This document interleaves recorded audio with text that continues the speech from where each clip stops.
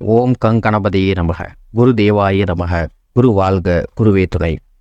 இந்த 2024 ஜூன் மாதம் ரிஷபராசிக்காரர்களுக்கு எப்படிப்பட்ட பலன்களை கொடுக்க போகிறது அப்படிங்கிறது இந்த பதிவில் பார்க்கலாம் வாங்க. உங்கள் ராசிக்கு ஜூன் மாத கிரகநிலைகளை முதலில் பார்க்கலாம். உங்கள் ராசியான ரிஷபத்திலேயே சூரியன், குரு, சுக்கிரன், புதன் ஆகிய 4 கிரகங்கள் இருக்கின்றன. 5ஆம் இடத்தில் கேது பகவானும், 10ஆம் இடத்தில் சனி பகவானும், 11ஆம் இடத்தில் சந்திரன், ராகுவும், 12இல் செவ்வாய் ஆகிய கிரகங்களும் இந்த மாத கிரகநிலைகளாக உங்களுக்கு இருக்கின்றன.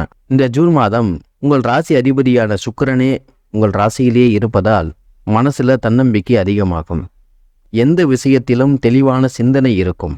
இருந்தாலும் சுக்கிரனோடு கூடவே குரு, புதன், சூரியன் ஆகிய கிரகங்களும் இருக்கிறதுனால உங்களை சுற்றி இருக்கிறவங்களால சில குழப்பங்கள் ஏற்படலாம். அதையெல்லாம் மீறிதான் நீங்கள் வெற்றி பெறுவீர்கள். பல வருட கனவாக இருந்த வீடு வாங்குவது, வீடு கட்டுவது போன்ற சுபகாரியங்கள் செய்யக்கூடிய ஒரு வாய்ப்பு ஏற்படும். இது உங்களுடைய பிறப்பு ஜாதகம் தசாபுத்திகளும் ஒத்துழைத்தால் இது 100% நடக்கும். பூர்வீகத்தில் இடம் இருக்கும், வீடு கட்டணும்னு நினச்சிருப்பாங்க. ஆனால் அதுக்கான கடன் வாய்ப்புகளோ அல்லது தகுந்த சூழ்நிலைகளோ பொருளாதாரமோ அமையாமல் இருக்கலாம். அது போன்ற விஷயங்கள் இந்த மாதம் ரிஷபராசிக்காரர்களுக்கு அமையக்கூடிய வாய்ப்பு இருக்கும். ஆனால் அதற்கு உங்களுடைய பிறப்பு ஜாதகமும் ஒத்துழைக்க வேண்டும். வீடு, வண்டி, வாகனத்திற்காக இந்த மாதம் செலவு செய்யக்கூடிய நிலை ஏற்படலாம். குடும்ப உறுப்பினர்களிடையே ஒரு ஒருங்கிணைப்பு உருவாகும். பல நாள் சந்திக்காத நண்பர்களை இந்த மாதம் சந்திக்கக்கூடிய வாய்ப்பு உண்டாகலாம். உங்கள் ஸ்கூலில் படித்தவர், உங்கள் காலேஜில் படித்தவர், அப்படிப்பட்ட நண்பர்களை எதிர்பாராத விதமாக சந்திக்கக்கூடிய அமைப்பு இந்த மாதம் உண்டாகும். அதனால் உங்களுக்கு ஒரு நல்ல விஷயங்கள், நல்ல ஒரு உதவிகள் கிடைக்கலாம். நீங்கள் கேட்ட இடத்துல உங்களுக்கு பணம் கிடைக்கும். கடன் வாங்கி சில முக்கியமான விஷயங்களை இந்த மாதம் செய்யக்கூடிய அமைப்பு உங்களுக்கு இருக்குது. பெண்களால் நன்மை உண்டாகும். வீட்டில் இருக்கக்கூடிய மனைவி அல்லது சகோதரிகளால் அல்லது அவர்களுடைய உறவினர்கள் மூலமாக உங்களுக்கு இந்த மாதம் உதவிகள் கிடைக்கும். 5ஆம் இடத்துல கேது பகவான் இருக்கிறதுனால பூர்வீகத்தில் உள்ள நிலங்களில் ஏதாவது பிரச்சனைகள் அல்லது உறவு முறைகளில் கொஞ்சம் மிஸ் அண்டர்ஸ்டாண்டிங் ஏற்படுவதற்கான வாய்ப்புகள் உண்டாகும். பணம் சம்பந்தமான விஷயங்களில் யாரையும் நம்பி வாக்குறுதி கொடுக்க வேண்டாம்.